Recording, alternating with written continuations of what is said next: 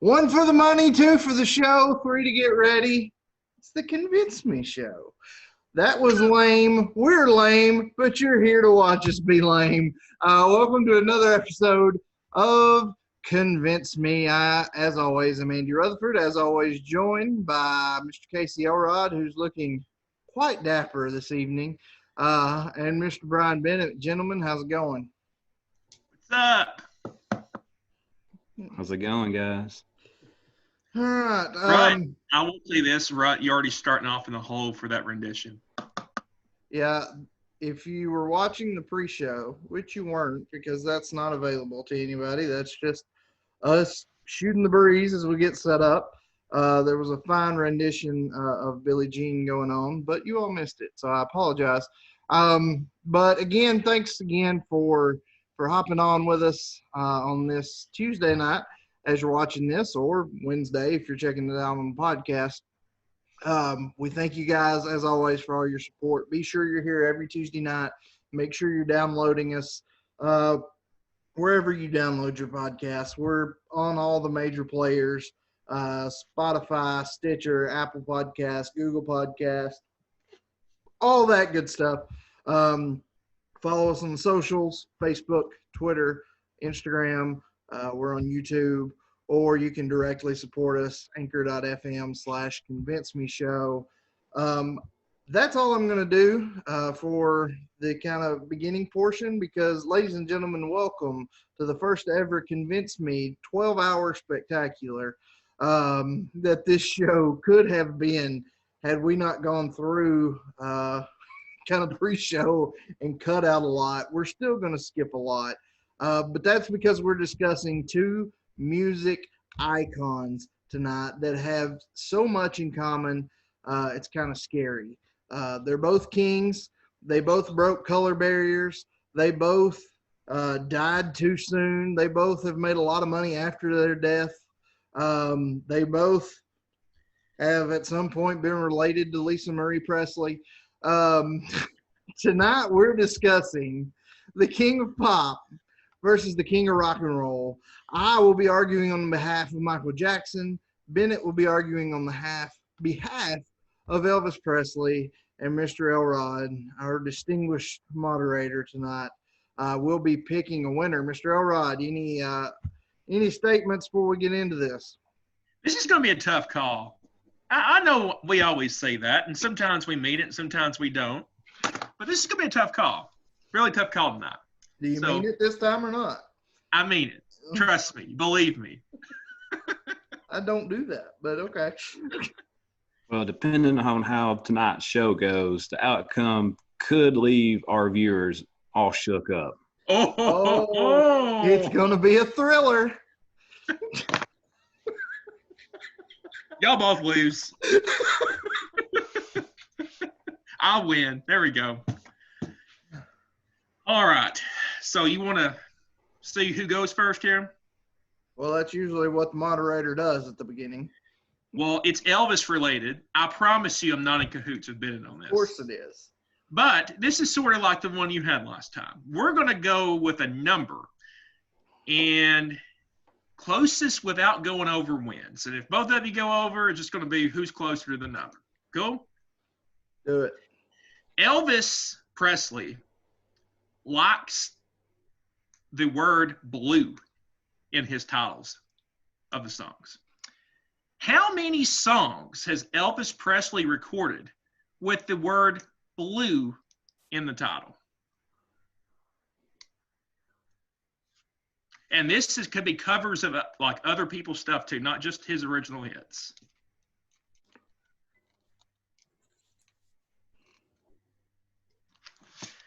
And let me know when you're done.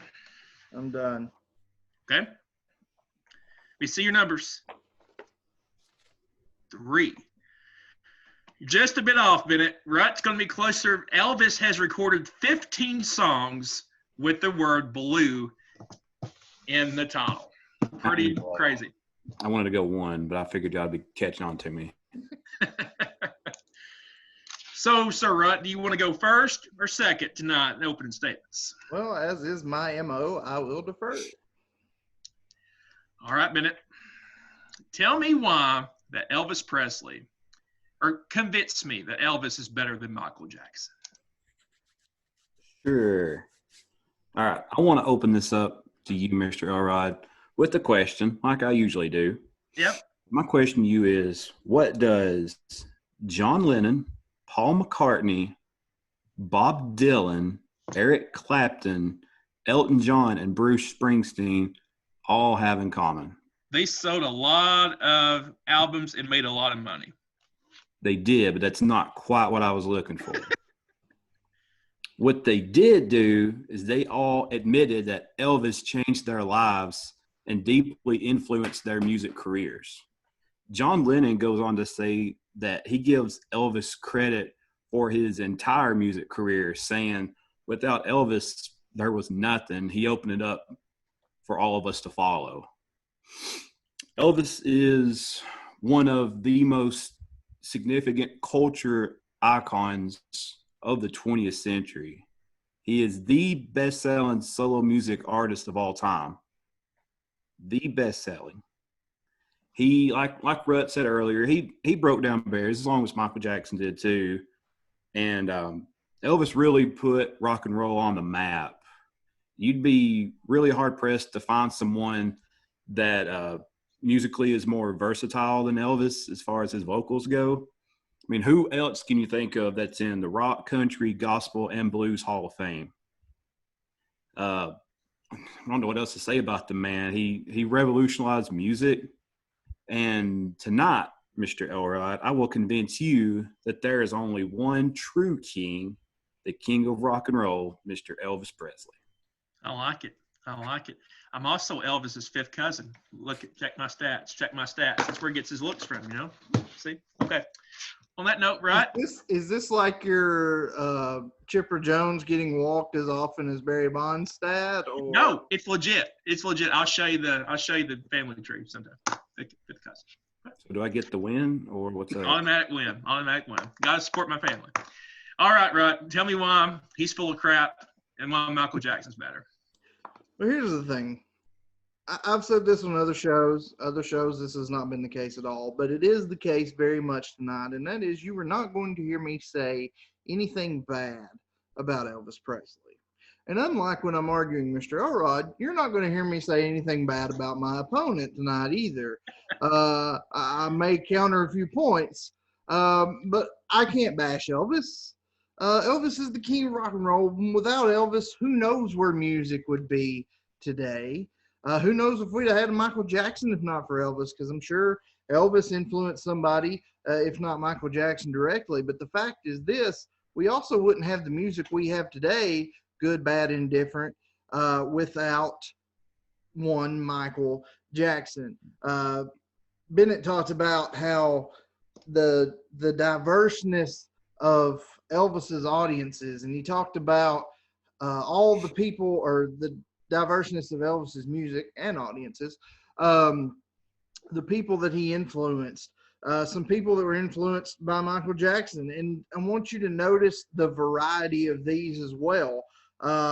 We've got Beyonce, we've got Mariah Carey, we've got Puff Daddy, but we've also got your Sheryl Crows, your Green Days, and your Lady Gagas, your Adam Lamberts, you're the band Perry, Maroon 5, Bruno Mars, Britney Spears, a whole range of what some people would call music today has been influenced by Michael Jackson. And the fact of the matter is this: Elvis Presley was a musical icon and a god, as was Michael Jackson. But the fact of the matter is this: Michael Jackson was the complete, total package.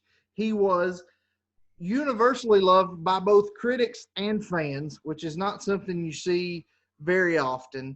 Highest of high praises from both. He was an elite singer. He was an elite dancer. He was an elite songwriter. He was an elite entertainer. Elvis Presley was fantastic, and he shook his hips well, but I don't think we could say he's the dancer that Michael Jackson was. Whose voice was better? You got to go on preference. They're both elite. Michael Jackson wrote his own songs. Elvis didn't write a lot of his own songs. So if you're looking for the total package, you've got to look at Michael Jackson. Okay. Well, right. Everybody's got to have a beginning. And I think, well, I'm not sure where Michael Jackson was born, but I'm sure you're about to tell me. So take me to the beginnings of the legend that is Michael Jackson. Gary, Indiana is where Michael Jackson was born, 1958, the 8th of 10 Jackson children, and has come to be known. Michael Jackson has been in the entertainment business his whole life. His dad started the group with himself and his brothers when Michael Jackson was 6 years old, is when the Jackson 5 started. Joe Jackson, his dad, tough guy, tough on his kids, used to bring his belt with him to their practices. And if they made a mistake, they got the belt. They got a whipping. Really, was literally beat into him as a child of being a performer, being entertaining and doing it the right way. The family was, I'm only adding this to add a joke at the end of it, but the family was, pretty famously Jehovah's Witnesses, which if you had 10 kids and got to skip Christmas, you would be too. Anyway, the Jackson 5 started. They had a short stint on Steeltown Records, but they really hit it big when they moved over to Motown Records. And the Jackson 5 was massive when Michael Jackson is literally a kid. When we're that age, learning to ride bicycles and playing with our friends and learning how to write in cursive, he's making albums and going on tour with his brothers, and doing so quite successfully. The Jackson 5, once they switched to Motown, they debuted with 4 #1 hits. I Want You Back, ABC, The Love You Save, I'll Be There.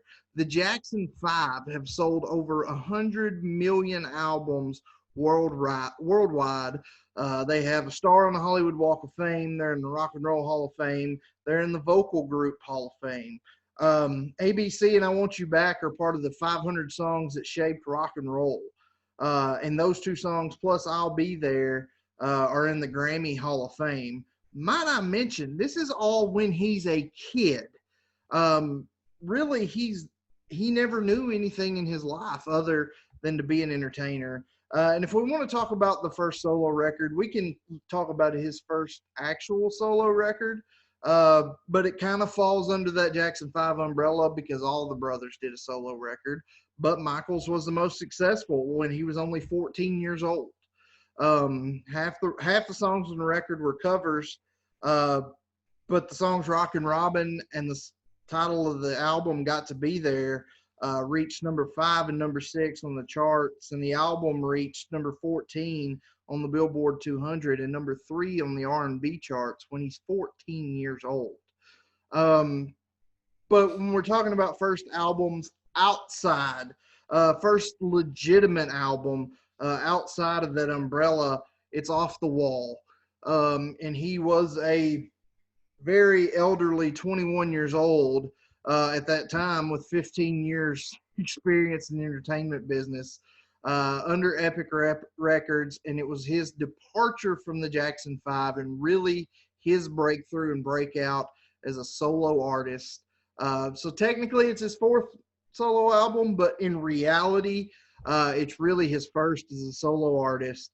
It hit #3 on the Billboard charts, #1 on the R&B charts. That album is in the Grammy Hall of Fame. It was one of the Rock and Roll Hall of Fame definitive 200 albums of all time at #80. And it was Rolling Stone's 500 greatest albums of all time, #68. Not bad for coming right out of the gate. He had 2 #1 singles on that album, 4 top 10s, and in his very first solo album outside of the Jackson 5 umbrella, his album was the first album by a solo artist to generate 4 top 10 U.S. hits. All right. Well, Bennett, I assume you're about to take me to the plains of Tupelo for Mr. Presley, aren't you? I am. Mr.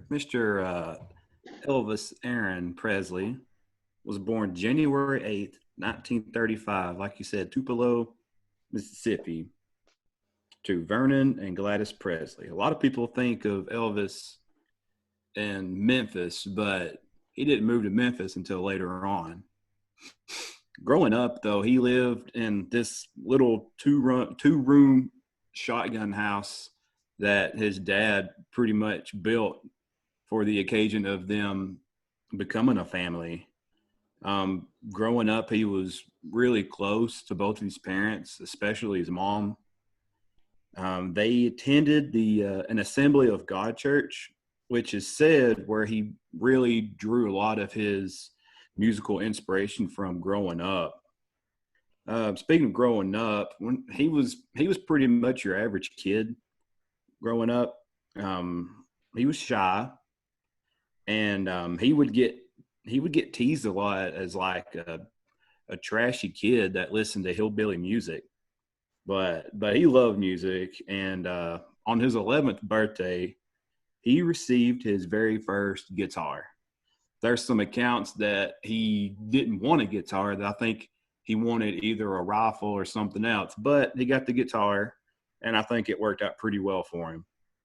In 1948, that's when Elvis's family up and moved to Memphis, and he continued to practice on his guitar. And by the time he became like a junior or a senior in high school, he started really hanging out a lot on the iconic Bill Street there in Memphis. And he was very, very, very much influenced by the whole blues jazz scene that's going on down there. And I think right around that same time is when he knew that music was going to be his future. But no one, and I don't even think Elvis himself, knew just how huge of a megastar he would be. Ironically enough, Mr. Rutt talked about Michael Jackson being 21 years old when his first solo album came out. Elvis was also 21 when his first like legit solo record came out in 1956. It's a self-titled album, Elvis Presley, for RCA Records here in Nashville. It's a little 12-track album that's only 28 minutes long, but this 28 minutes essentially defined rock and roll music. The album spent 10 weeks at number 1, and it's the first rock and roll album to ever make it on the charts. It was also the first million-selling album of that genre. It's a very, very iconic album with a very iconic cover. I'm sure everybody's seen it and is well familiar with it. That album cover is ranked 56 on Rolling Stone's 500 Greatest Albums. It's certified gold and certified platinum. Quick note about Elvis. I know this personally. You talked about him being born in Tupelo. The night Elvis was born, of course, Elvis was a twin. We all know that. His brother died in the womb. But the night that he was born, a terrible tornado hit the area of Tupelo where he was from. There was only a couple survivors from that tornado, and Elvis's parents were a few of the survivors. It's crazy stuff. How different the world would be today if that wasn't the case. So we know that both of these guys sold more records than some of the artists we've talked about in our previous episodes. But Bennett, tell me about the top records that Elvis has, and also maybe you can tell me from your research, who has more records sold? Is it Elvis or Garth? Because I kind of want to clear that up from a previous episode too. I'm pretty sure it's going to be Elvis. It's estimated that Elvis has sold over 1 billion records worldwide during his career. And I know in America alone, he's had at least 150 different albums and singles that were either certified gold, certified platinum, or multi-platinum. Run through some quick stats real quick before I hit some of these top records. He had 24 studio albums, 9 live albums, 28 compilation albums, 29 EPs, 18 soundtracks, and 24 box sets. Some of the top records, at least some of the ones that kind of stuck out to me, were Elvis's Christmas album. That's one that really sticks out to me, from 1957. Who doesn't love a good Christmas album? It's arguably the best ever. It shipped at least 17 million copies in the U.S. It was first Presley title to obtain a diamond certification. It's considered the best-selling Christmas album of all time and one of the best-selling albums of all time. Another good one is From Elvis in Memphis in 1969. This was fresh off of his 68 comeback special. Elvis recorded this at the American Sound, which is a studio that he had never really used before. And this album is it's a fan favorite. It peaked at number 13 on the Billboard 200 and peaked at number 2 on the country charts, and is ranked 190th on Rolling Stone's 500 greatest albums. Another good one is For LP Fans Only in 1959. This album was kind of designed to keep Elvis fans satisfied with the new product during his Army stint. This was the first way that a lot of people really heard some of his like older tracks, like That's All Right and Mystery Train. And it peaked at number 19 on the Billboard charts. You've got Elvis, the NBC TV special in 1968. These were all live performances from the TV comeback special that really got Elvis like really excited about performing again. This album is probably best described as casual, comfortably uncomfortable, vulnerable, and confident. You've got tracks like Lawdy Miss Claudy, which breaks down into some pretty choice ad-libs that he puts in. And even Elvis on the spot kind of rewrites and chuckles through Love Me Tender on this album. This album, you really get to hear the audience, and especially the girls, just go freaking bananas and lose their mind, especially on the tracks like Blue Christmas, Hound Dog, and Heartbreak Hotel. I really like this album because I think that it really shows off his ability to do R&B, do gospel, country, and his rock and roll side all together into one album. It's really unique. And the very last one is one I talked about earlier, the Elvis Presley 1956 album. This is considered like the template for hormonal enhancement for teens. This one was crazy. It's the first number 1 chart in rock and roll record, like I alluded to earlier. It's Elvis's first long playing record, and it kind of helped usher in the rock and roll era. And this album really perfectly captures the potential that Elvis had, and it proved that Elvis could really sing anything. The album cover ranks number 40 on Rolling Stone's 100 album covers. The album itself lands in at number 56 on Rolling Stone's 500 albums of all time. And the most notable song on that would be Blue Suede Shoes. Blue Suede Shoes. All right. Thank you, Bennett. So, Sir Rutt, tell me about Michael Jackson's top records. First of all, 2 side notes. Number 1, the Elvis Christmas album is fantastic. For those that don't know, these two I think know. Every year I get it. Every year around Christmas time, I invest in a new Christmas album. It's kind of my thing. Elvis's Christmas album is top 3 easy, probably top 1 or 2 for me. You've got Elvis's, you've got Frank Sinatra's, And oddly enough, Michael Bublé's was fantastic. Not usually my bag, but a fantastic Christmas album. Side note number 2. Elvis does have more album sales than Garth worldwide. Locally, nationally in the U.S., it's Garth by 500,000. So, anyway, Losing points here. Losing points. Hey, you left off the NSYNC Christmas album too. did I? Aaron, what if I told you 9 Grammys, 8 AMA awards, 3 MTV Music Awards, 1 Emmy nomination, 37 weeks at number 1 on the Billboard 100, 80 weeks in the top 10 of the Billboard 100, 7 top 10 singles, 66 million albums sold worldwide, selling the most albums in consecutive years? You'd say that's a pretty good career, wouldn't you?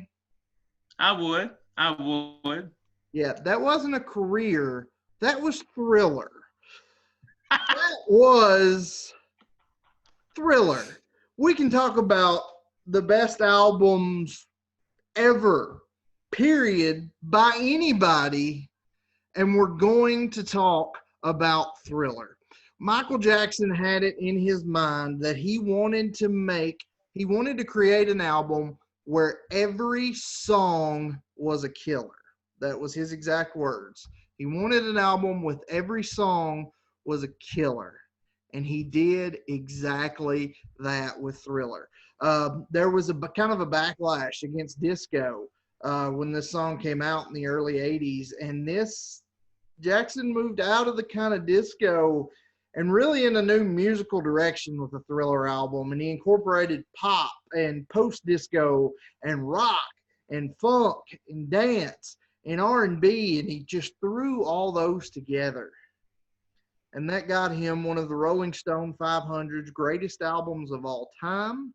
And according to the Rock and Roll Hall of Fame, definitive 200 albums of all time, Thriller came in at number 3, behind only the Beatles' Sgt. Pepper's Lonely Hearts Club Band and Pink Floyd's The Wall, which are also in that discussion. But especially if you want to look at pop records, or basically anything other than classic rock, it's Thriller.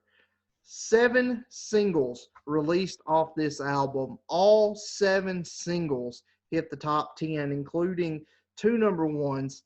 The first song released off the album, The Girl Is Mine, his duet with Paul McCartney that myself and Mr. Bennett are very familiar with. I might get into that a little later. That peaked at number 2. The next single off that album, a little ditty you would have heard if you were one of the people that were live on this pre-show that nobody ever sees, and that's Billie Jean, that went to number 1. Third single, Beat It, went to number 1. Want to Be Starting Something went to number 5. Human Nature, number 7. PYT, number 10. And then the last single released off that record was what the record was named, Thriller, that peaked at number 4. And if you want to talk about Thriller, the song, what made the song wasn't the actual song, but the music video. The work that went into the music video for Thriller was something that had never been done before. It set a bar for music videos that, quite honestly, still stands today. That's how it got its MTV Movie Awards. Also resulting from that album, he appeared on the NBC special Motown 25, and that's where he first performed Billie Jean. That's where he first put on the rhinestone white glove, and most famously, that's where he first did his patented moonwalk. And that's what earned him his Emmy nomination from this album. And a lot of people have compared that TV appearance to appearance by the Beatles and Elvis on the Ed Sullivan Show. Those TV show appearances that really blow something into a worldwide phenomenon. And that happened with Thriller. if you ask anybody that really has any, I'll just say it, any taste in music, Thriller is, to some people, the greatest album of all time. And I don't think anybody can deny it's one of the greatest albums of all time. Whether we're talking about Michael Jackson, Elvis, we could be talking about anybody. I'm going to put Thriller up against that album. And other than the Beatles, I feel confident as far as strictly looking at the album, I'm going to win that argument. And really, I could just stop there. But I'll just throw a little bit of cherry on top. You look at the album Bad that he put out, it sold a measly 35 million copies and was the first album to have 5 number-1 hits. So Bad did pretty well, but Thriller is one of the greatest albums ever, period, end of sentence. All right. Well, we talked about the top records. Now, you just alluded to a bunch of the songs. So tell me, Sir Wright, tell me about the hit songs that Mr. Jackson put out. I assume you're going to talk a lot about those songs off that Thriller album. I'm going to talk about 2 of them, and very briefly, because here's the thing. Michael Jackson, as a solo artist, not counting Jackson 5 stuff, as a solo artist, released 78 singles. 8 of those were on other people's albums. One of those on another person's album went to number 1, Say, Say, Say with Paul McCartney. But of those 78 singles released, 51 of those 78 charted. 30 of those hit the top 10, and 13 of those went to number 1, the most of any pop artist ever. So really, if we want to talk about his top songs, we could sit here all night. But I'm just going to break it down like this, and I'm going to tell you the 13 number 1s and tell you how long they spent on the chart. Beat It was number 1 and spent 25 weeks on the charts. Billie Jean went number 1 and spent 25 weeks on the charts. Rock With You, number 1 in 24 weeks. Say, Say, Say with Paul McCartney, number 1 in 22 weeks. Don't Stop Till You Get Enough, 21 weeks. Black or White, 20 weeks. You Are Not Alone, 20 weeks. The Way You Make Me Feel, 18 weeks. Man in the Mirror, 17 weeks. Ben, 16 weeks. Dirty Diana, 14 weeks. I Just Can't Stop Loving You, 14 weeks. And Bad for 14 weeks. All number 1 hits, all staying on the charts for multiple weeks. The top half of those staying on the charts for, half of a year that they were out. So when you say top, that's about as top as I can go. I can go on another level down and still give you songs like Smooth Criminal, Thriller, Things You're Gonna Know, but those didn't hit number 1, and even those are well-known, well-beloved hits by one Mr. Michael Jackson. Bennett, that's a high bar. Tell me about my cousin Elvis. Does his hits line up with Michael Jackson? It shouldn't be no secret that Elvis made a lot of music. What he also did was he made a lot of hit songs. 18 number 1s, 38 top 10 hits, 114 top 40 singles, and no less than 149 songs to appear on the Hot 100. Let me just run down a list of some of these songs. Some of y'all may have heard some of these, maybe not, I don't know. You've got Heartbreak Hotel, his first RCA release, reached number 1 May 5th, 1956, remained number 1 for 7 weeks. Don't Be Cruel, this one also spent 7 weeks at number 1. And this was his number 2 or second number 1 single. Hound Dog spent 11 weeks in the top 10, peaked at number 2, but was in the top 100 for 28 weeks. Love Me Tender, the title song off of his first movie, 3 weeks at number 1. All Shook Up spent 30 weeks in the top 100 and spent 8 weeks at number 1. Teddy Bear, 7 weeks at number 1. Jailhouse Rock, the title tune to his third movie, his third blockbuster number 1 hit in a row. number one for 6 weeks. Stuck on You.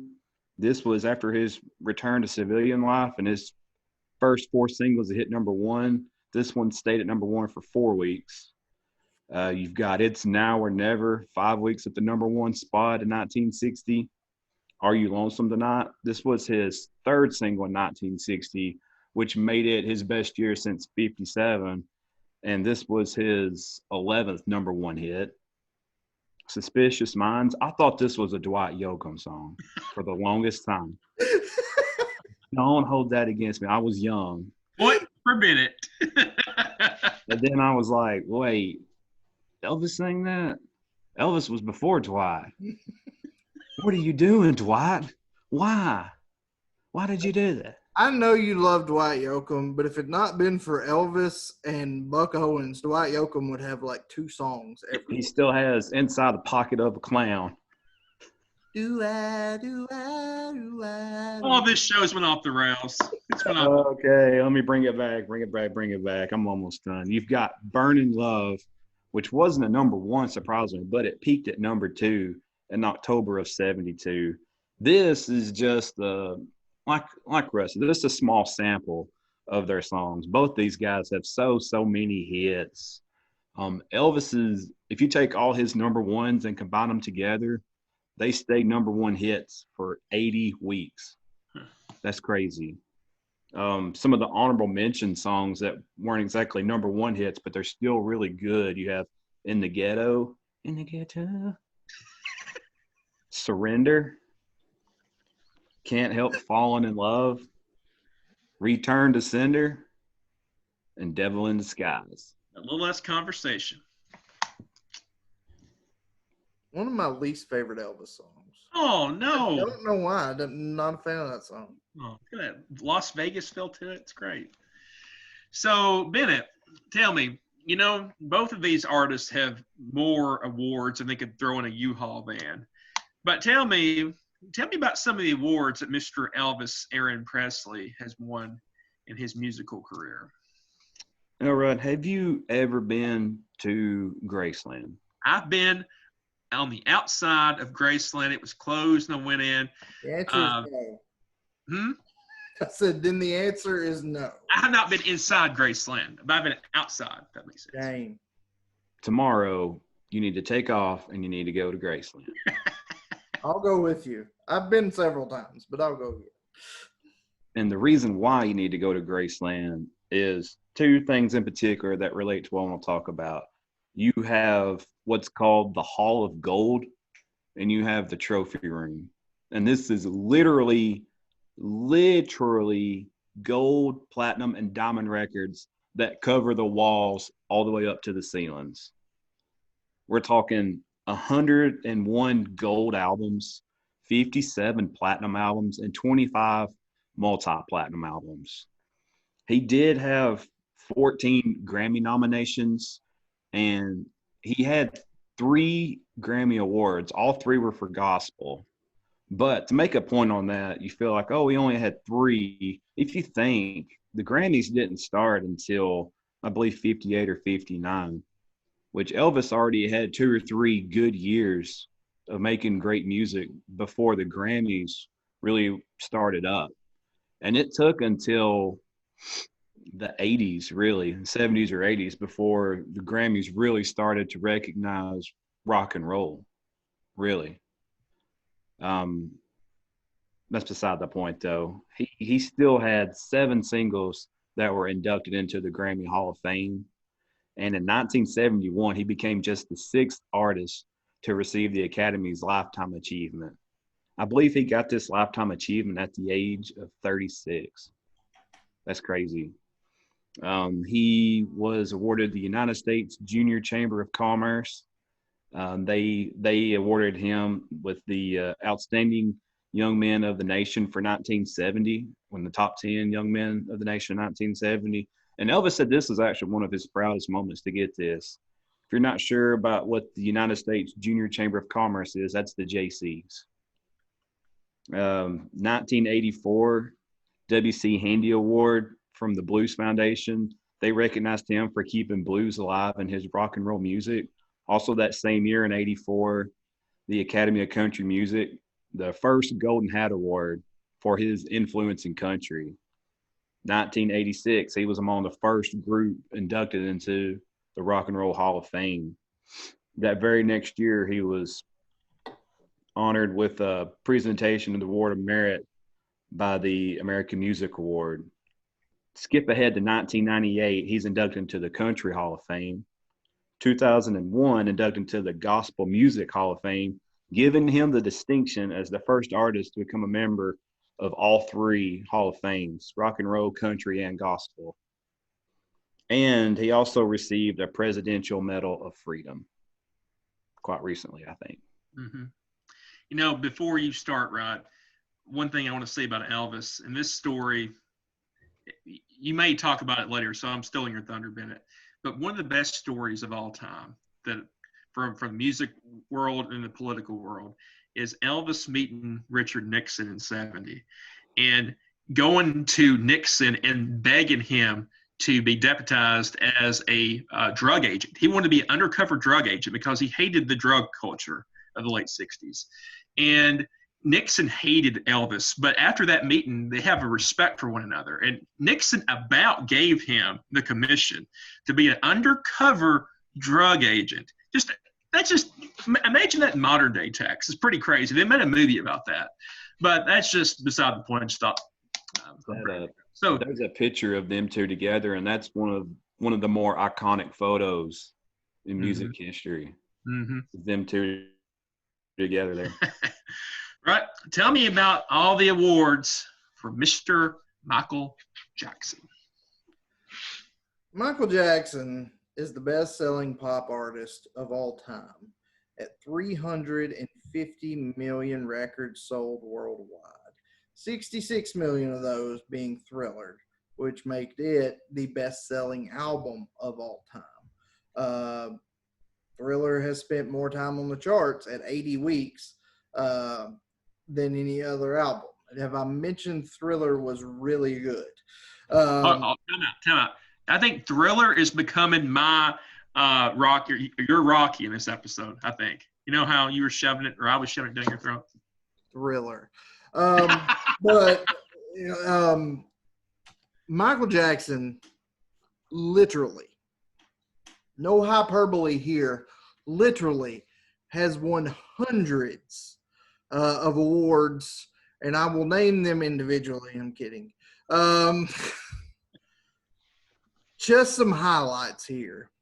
13 Grammys, as well as, so not counting, the Grammy Legend Award and the Grammy Lifetime Achievement Award.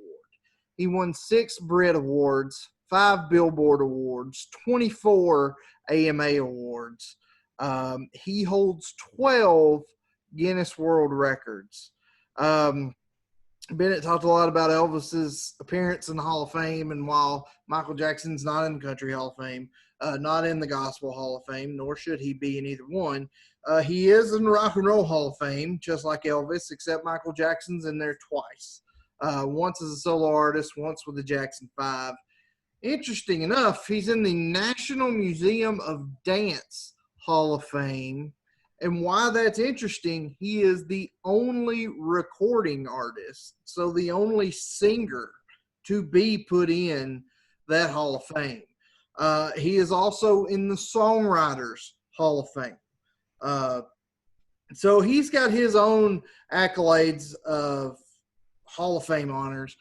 He was honored by 2 separate presidents of the United States, both Reagan and George Bush Sr.,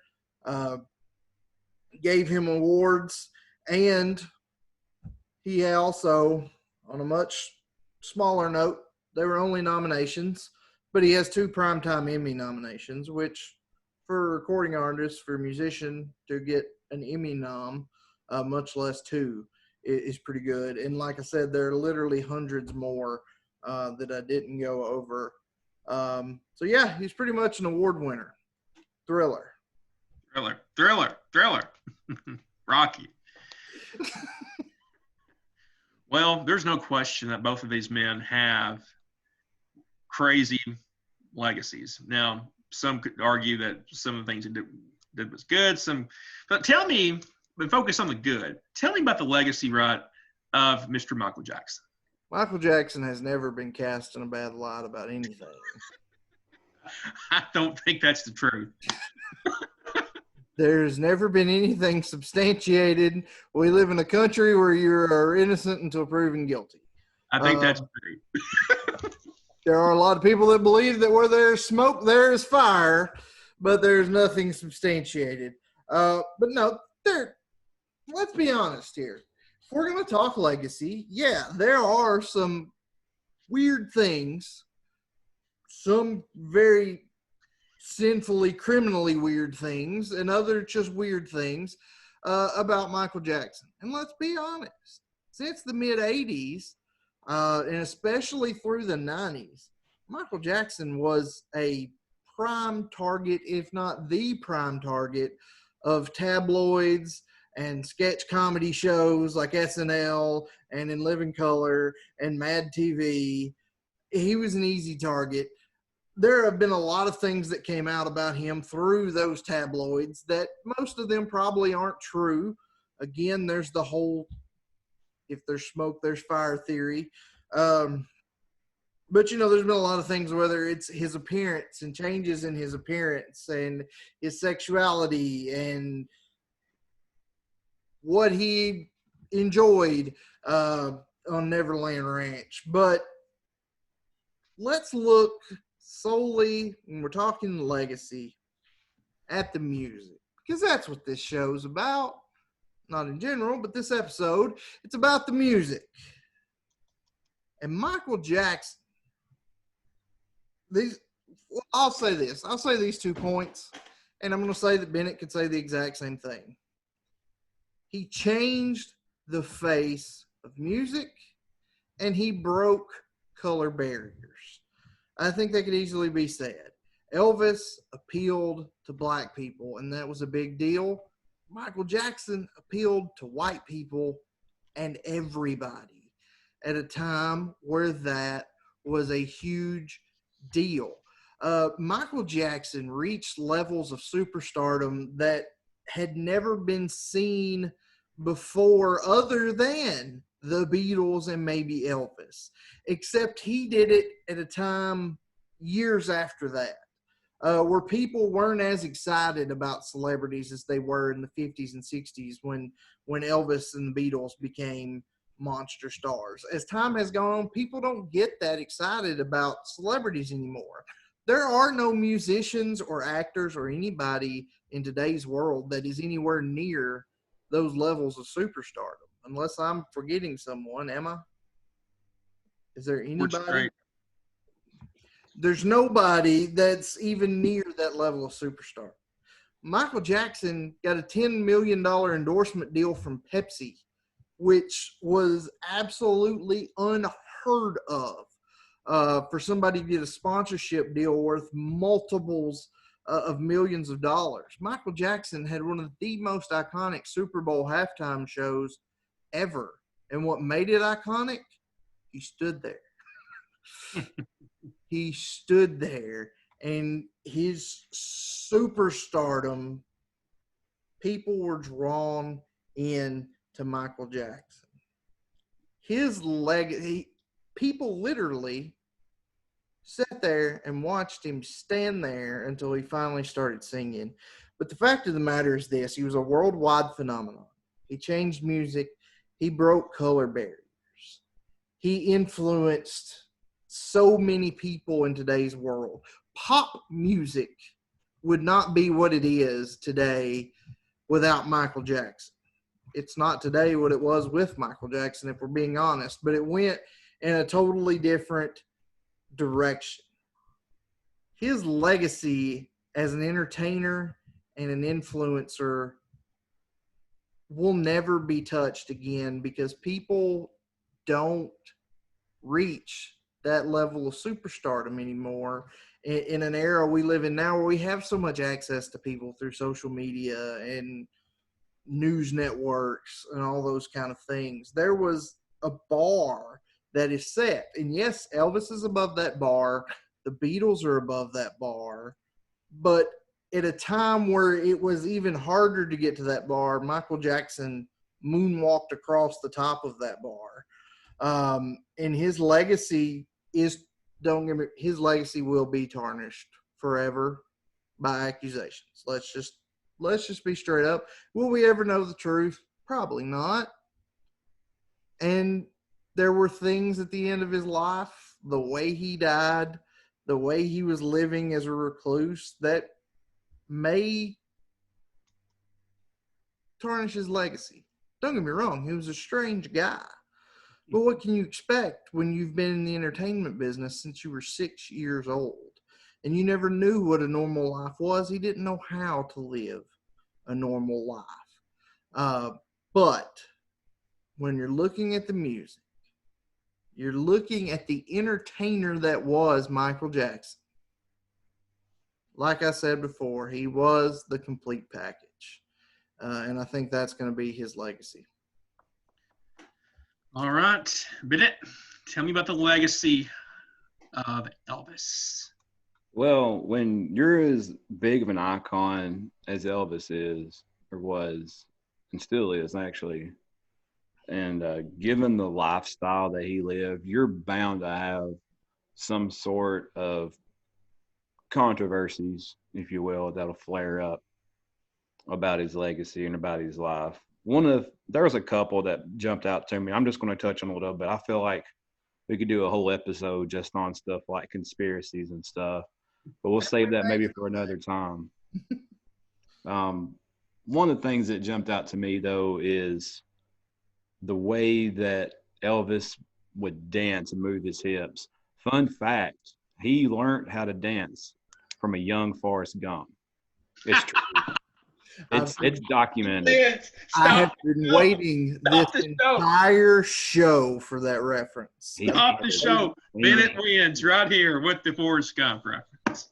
I try to get one Forrest Gump reference in every podcast. I try. But when young Forrest taught him how to swing his hips, a lot of people saw it as vulgar and obscene, especially for the 50s.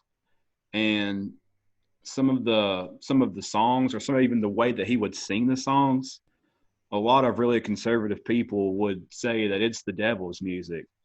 Maybe he was the devil in disguise. I don't know. You had teenage girls that would freely admit that going to an Elvis concert was like a sexual experience. They were like screaming and going crazy, going nuts. And the parents over there, they're concerned and they're disturbed by it. So that's one little thing about Elvis. The other thing I've got to bring up is Priscilla. Now, they met in 1959 when she was just 14 years old. And I know when you first hear that kind of you're like, whoa, he was 10 years older than her. But to me, he waited and he convinced her parents to have her move to Graceland with him if she would stay in a separate building. And I think she did for like 1 minute. And then she snuck on over. But this was in 1963. It was years after. She wasn't 14 anymore. They dated for 8 years, okay? And then they got married in 1967. They still did it right, no matter what people say about the whole scandal there with him and Priscilla. Some of the conspiracies, though, I'm just going to move on to them. The biggest conspiracy is that Elvis is still alive. That's right. He is. He's upstairs. Some say that Elvis was connected to the mafia and that he needed to fake his death to escape the mafia, to go into like witness protection or something. Other people will point to his tombstone. They say that the middle name is misspelled because it has 2 A's in it instead of 1. And they defend this by saying that with it being misspelled, it would be taboo to put his real name on the tombstone there if he was still alive.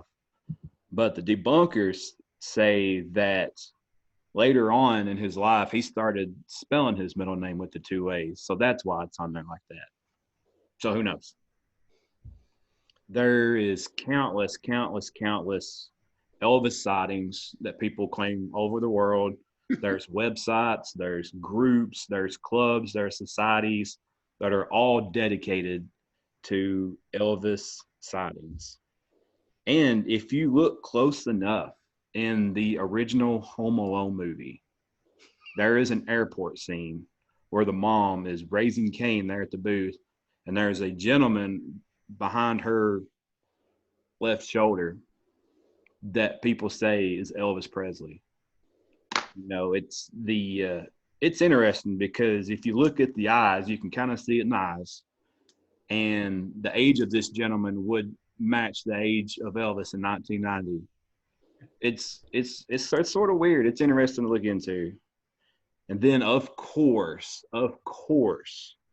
there is all the conspiracies about the secret romances and women that claim that they've had illegitimate children with Elvis. There's one man in Scottsdale by the name of John Smith. That sounds really sketch to me if your name's John Smith. I don't think that's his guy's real name. But he claims that he is Elvis's child, and he swears that he has DNA to prove it. But moving on from that and just kind of focusing on his legacy, if you think about Elvis, he really kind of lived the American dream, growing up in poverty and then going on to become one of the biggest icons of all time. You start as a shy boy and you love music, you get a guitar, you work your way up, and you become the king of rock and roll. And even though it's been over 40 years since his death, his popularity hasn't faded at all. Like I just touched on earlier, many people believe that he is still alive today. And in a way, I think they're absolutely right, because his music and his legacy still live on. Think about, like I talked about earlier, we have Graceland, we have Elvis's home. This sees somewhere between 500,000 and 750, no, half a million and 750,000 people every year. And it's been doing this for 30 years now. This remains the second most visited private home in America, only behind the White House. Wow. So you're able to go inside this gentleman's house and get a real intimate glimpse of how this man lived. Elrod, you need to go. I need to go. I do. And although he didn't necessarily invent rock and roll, it was a thing before him. He actually absolutely made it successful. And he inspired and continues to inspire fans and artists alike, like some of the legends that I mentioned at the very beginning of the show. He's important because of what he offers to music. You had a mix of rock, gospel, blues, a little bit of country, and even a teeny tiny bit of that hillbilly music that he was teased about as a young kid. And even though he had a fairly short music career and a fairly short life, his legacy lives on because he is the king. I'm looking at a picture from the first Home Alone movie. I'm beginning to think Elvis might be alive. That's a spot on match. Have you seen this picture, right? It's wild. You know he's preaching somewhere now, don't you? You're in Carthage? Oh, it ain't Carthage. There's that conspiracy theory now. I forgot where, maybe Arkansas. But there's a guy that looks like Elvis would look now. That's a preacher somewhere, and he sounds like Elvis when he plays and sings in church. Look into that. I haven't looked at it in a while, so I don't remember the details. But yeah. So since he died, he's been in a movie, and he's a preacher now, and supposedly, according to sightings, has been seen in Burger King quite a bit.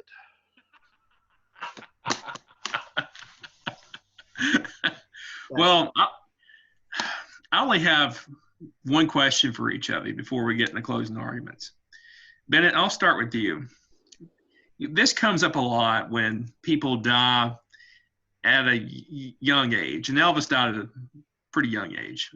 And this comes up in the entertainment industry a lot. But a lot of people say that Elvis made the best business decision of all time when he died. What do you have to say to that? Or what do you have to say to those people? I don't know so much about that. I know he's, even after his death, he's had music that's been released, and he's actually had hits that come out after his passing. But I don't buy into that. I feel like what you do during your life should define you, and not once somebody passes away, people hold them up to a higher standard. Elvis was already, can you think of anybody that was a bigger icon in America in the mid to late 50s, early 60s than Elvis Presley? I'd put Elvis Presley, Mickey Mantle, boom. So I don't buy that garbage. Okay, fair enough. Right, this is kind of similar. I mean, you touched on that in the Thriller. You touched on this earlier about the controversies and the court battles toward the end of his life. But there was very serious allegations. So when I'm deciding between Elvis and Michael Jackson, how do I look past these allegations? When you look at Elvis, he had his shortcomings, but there was never anything remotely alleged against Elvis for what Michael Jackson was accused of. So how do I reconcile that? Well, it's hard to. It really is. And there are two approaches I could take to this topic, this question. And I could say the first one is that unsubstantiated, nothing's been proven. But maybe that's insensitive. And that's not really the route I want to go. But I will say this. The argument for this show is not who's the better person. Who would you rather hang out with? I'd probably rather hang out with Elvis, if we're going to be completely honest.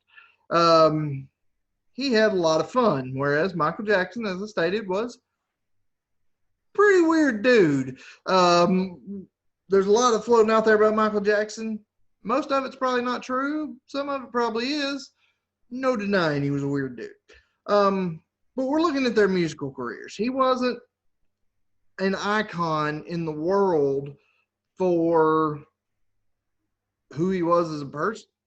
He was an icon for what he did for music and what he did for people, because he had a huge, long line of history and a record with humanitarianism that we didn't get into in the show, because there's a lot we didn't get into in the show on both ends. I mean, it's hard to look past the allegations, but it's hard to look past them. But if we're talking purely about the music and what he did as an entertainer, then I think there's serious consideration over who's better between him and Elvis. If we're looking at who's the better dude, I quit. I lose. I can't win this argument. If we're looking at who's more fun to hang out with, I concede. But we're looking at who had the best career, who was the best musically inclined, and personally, I think it's a very, very valid argument. Good shuffling there. Good dancing around that question. I like it. I moonwalked it. Thriller. I like it. Good job. You represent your client well. All right, Bennett, I think you're going first. Close this bad boy out. You tell me why Elvis Aaron Presley, my fifth cousin, is better than Michael Jackson. Well, it's like I've said throughout this show, Elvis is the best-selling artist of all time, estimated upwards of 1 billion in sales. And even to this day, 40-something years after his death, he still holds multiple chart records. Most gold albums, 101. Most platinum albums, 57. Most albums charted on the Billboard 200. Most songs in the top 40, 115. 152 in the top 100. 38 in the top 10, and 18 number ones. Like I said before, too, he holds the record for the most cumulative weeks at number one with 80. and is credited with most albums charted in the Billboard 200 with 129. Now, both of these guys can sing. They had different styles, but they both could sing. Both of these guys could dance. Both of them had very different styles of dancing, but both of them could dance. Both of them are very influential for one way or the other, and both of these guys left huge, huge legacies. None of that stuff you can debate. And actually, both of these guys, too, sold a lot of records and took home a lot of hardware. That's all the stuff we can't debate. But if you take all that stuff and you throw it out, I feel like you have to go with Elvis. And here's why. He revolutionized music, especially rock and roll. He is more versatile. He can do the pop. He can do the country. He can do the rock and roll. He can do the gospel. He can do the blues. He can do the jazz. He could do the R&B. He could do the adult contemporary. He could probably rap if we needed him to rap. And he's in the Hall of Fame for country, pop, rock, and gospel, among many, many more. But those are the top four. A good man by the name of Chuck Berry said that Elvis was the best and the best there ever will be. Sounds a lot like Bret Hart, but that's what Chuck Berry said about Elvis. Right points. Another fine gentleman by the name of Sir Elton John said this: there is no one greater as an artist on this earth. Elvis was my inspiration, and he is the man, period. That's what Elton John said. Now, clearly, Elton John thinks that Elvis is the man, and I think that Elvis is the man too. So tonight, Elrod, I'm asking you, don't be cruel. Don't send me to the Heartbreak Hotel. The time has come to crown the one true king. It's now or never. So go with Elvis. I like it. I like how you incorporated about 10 different songs there. It's pretty cool. All right, right. This is your last time. Last time. And you better incorporate some songs. I want to hear some Michael Jackson puns. So enlighten me. Convince me. Michael Jackson. Thriller. I agree. The best-selling pop artist of all time. 350 million albums sold worldwide. Thriller. The largest selling album of all time. 33 times platinum. More people have bought the Thriller album than have bought any other album. Period. Now, Bennett discussed, and I will agree, there are a lot of similarities between these two. They're both icons. They're both legends. They both broke color barriers. They both changed the face of music. Both of them will influenced countless numbers of people. Both of them will never be replicated ever again. And I agree with all that. Here's why Michael Jackson tops Elvis. That's all Michael Jackson lived to do, was to entertain. He didn't have a childhood. He was an entertainer. He joined the Jackson 5 at 6 years old. He didn't grow up, some would say ever, but he didn't grow up a normal life because he was in the entertainment business. When he died several years ago, he was planning a tour. He was practicing for a tour when he died. So literally, from the time he was 6 years old until he died, he was an entertainer. He never knew how to live a normal life. He was an entertainer. And the day he died, I'm going to go out on a limb and assume here, but I'm pretty confident in the fact. Elrod, do you remember where you were when you found out Michael Jackson died? I was eating an Outback Steakhouse. Bennett, do you remember where you were when you found out Michael Jackson died? Yeah, I just left the Macon County Times newspaper on my way home. I was at the Macaroni Grill with an ex-girlfriend of mine, and I remember being shocked. Granted, had we been alive when Elvis died, we probably would have remembered that too. But in our lifetime, that's one of those moments where the world just kind of stood still because he meant that much, especially more to our age group than an Elvis would have, because we saw more than Michael Jackson. Granted, at our age, we saw more of the plastic surgeries, the alleged skin changes, the terrible accusations, but we lived and saw with our own eyes the superstardom of Michael Jackson. He is arguably, because that's what I'm doing, arguing, that he's the greatest entertainer of all time. He's the complete package, as I said at the beginning. He's got an elite level voice. He's an elite level songwriter, something Elvis can't say. Michael Jackson's in the Songwriters Hall of Fame. Elvis did not write a vast majority of his songs. He did other people's songs very well, but Michael Jackson wrote his own songs. He's an elite level dancer. He's the only musical artist to ever be inducted into the Dancing Hall of Fame. And he was an elite performer. He was the greatest musical act of our time. And I'm convinced, and Mr. Elrod, I hope now that you're convinced, the greatest musical entertainer of all time. And I want to leave you with this note. Lisa Marie did not pick Elvis. That was a genetic thing. She picked Michael Jackson being her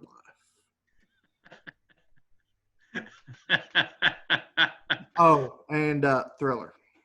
Oh, Thriller. Hey, one quick follow-up question, Sir Rutt. Who is the better entertainer, Garth Brooks or Michael Jackson?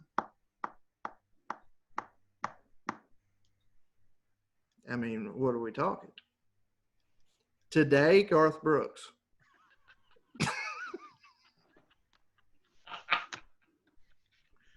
Cop out. Cop out. I like it. Total cop out. Well, I guess this is all up to me now, isn't it? You know, when people watch this show, each week, the mediator, he sits back and he listens. You might see him jotting down notes. You may think, what's he really doing? Is he jotting down notes? Or is he balancing his chat book? What's he doing behind the scenes? I actually took some notes tonight, and I have circled and squared every time I think somebody has won. So that's, as you can see, there's lots of squares and circles on here. So I have went back and forth all night long. Bennett, mark the day. Elrod did something for this show. I did. I did some effort. So here is how I have broke this down. I like the backstory of Michael Jackson better.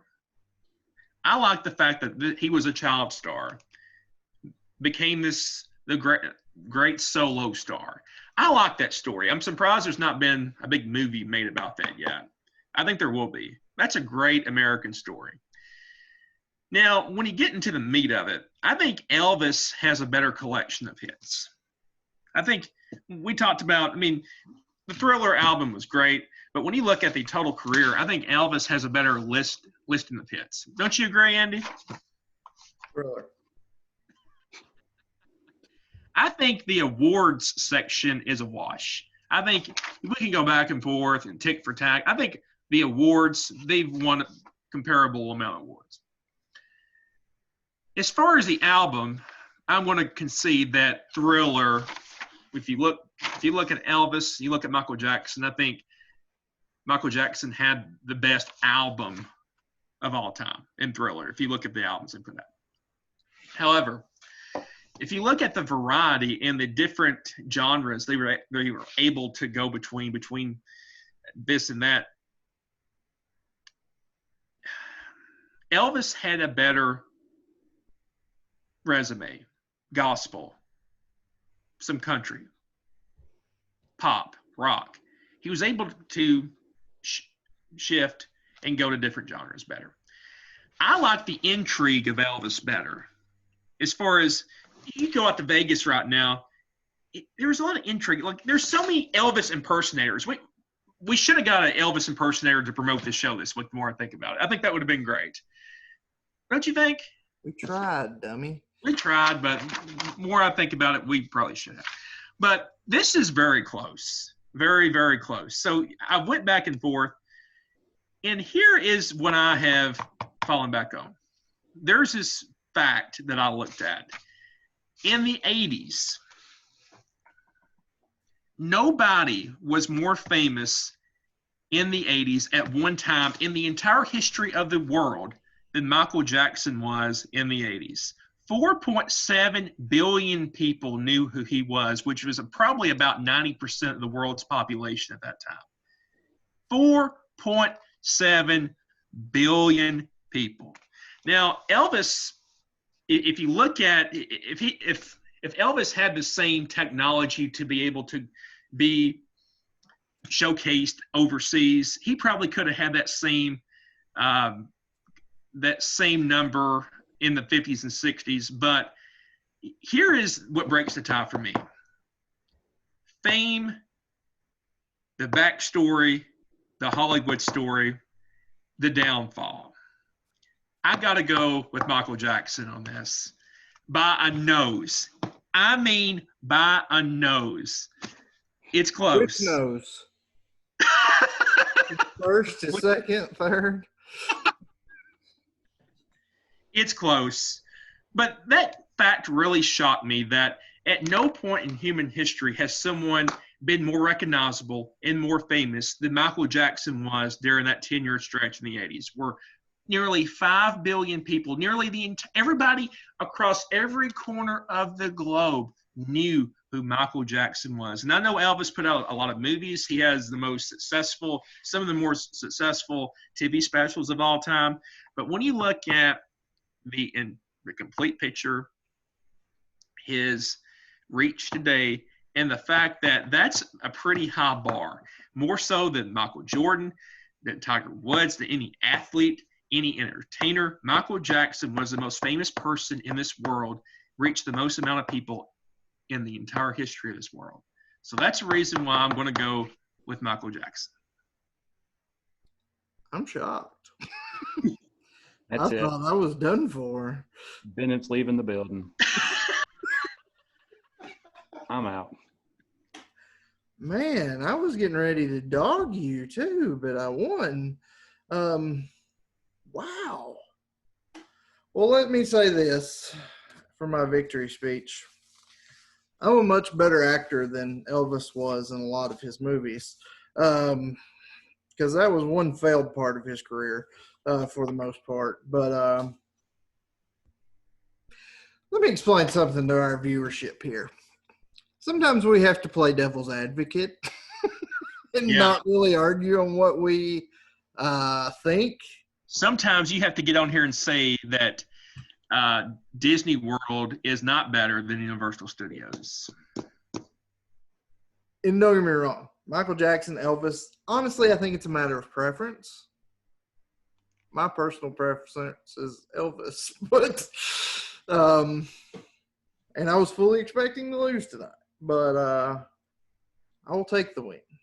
Bennett might want to recite some Michael Jackson lyrics for you, though. Yes.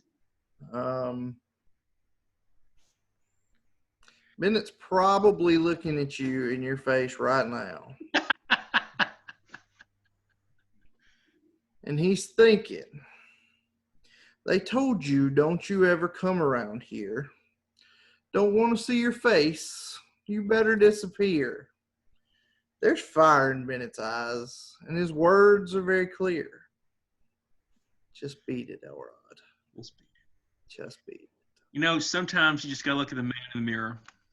Sometimes you got to. And just got to see who the better person is. That's all right, Elrod. That's all right with me. It's not always black or white. But anyway, well, ladies and gentlemen, that wraps this week's episode. Michael Jackson versus Elvis. We'll be back next week. Don't know what we're discussing yet. I'm sure it'll be entertaining. Gentlemen, any parting thoughts? Yeah, we said this was going to be full of controversies. I didn't know that was going to be the controversy. For real. And by the way, folks, if you think we left something out, it's because we did. We left a lot out of this argument. We have a format that we deleted 2 whole things off of today, just because we knew that this was going to go long. It's still gone long. Had we kept everything in, it would have went a lot longer. So, maybe it's a topic we'll revisit sometime, and maybe we've talked about it, not extensively, but who knows? Maybe sometime in the future we'll see some multi-part episodes. And I definitely don't think this is the last time we'll be talking about Michael Jackson or Elvis on this show. So, all right, guys, any goodbye words to the viewership? I think Bennett's still staring a hole through me. That's all I got to say about that. Bennett's going to get himself a guitar case, except it's going to be like Antonio Banderas' guitar case in Desperado. Please tell me you get that reference, Elrod. No. Bennett, do you remember that movie? Hey, Desperado is a great Clint Black. You're an idiot. Also a great Antonio Banderas movie, where his gun was inside his guitar case, and he would shoot people with his guitar case. It was fantastic. What you got in that guitar case? My guitar. Anyway, thanks for joining us, guys. We'll be back next week with something dull, but we'll make it entertaining, because that's what we do. For Brian Bennett, Casey Elrod, I am Andy Rutherford, and make sure you check us out. Socials, podcasts, anchor.fm/convince me show. Throw us some money. We need some money. We need better equipment. But for the most part, just listen and enjoy and spread the word. And until next time, peace. Toss.